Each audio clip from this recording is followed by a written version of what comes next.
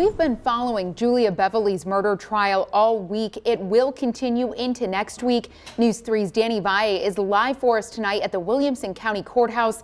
Danny, good evening. What can you tell us?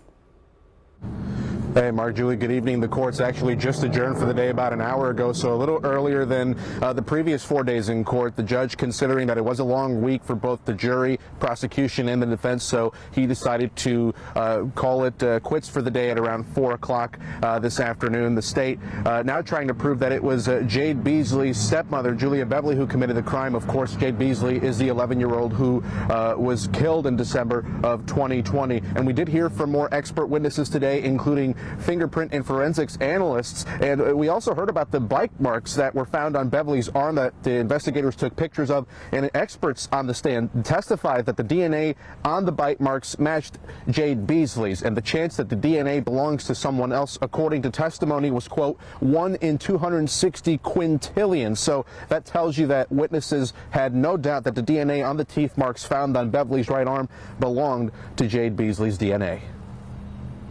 Now, Danny, we also heard from a forensic pathologist who performed the autopsy on Beasley in 2020. What findings did they describe to the court?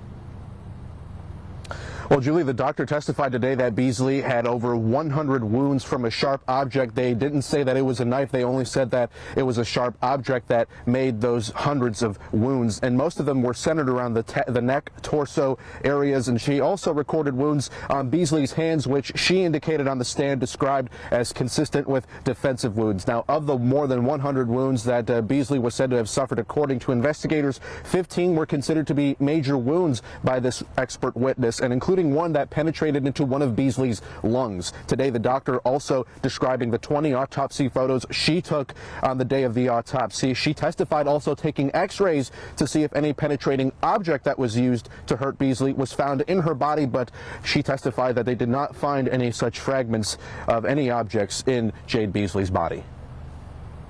You know, Danny, Monday is a holiday. Is it safe to say the jury will get an extra day to rest?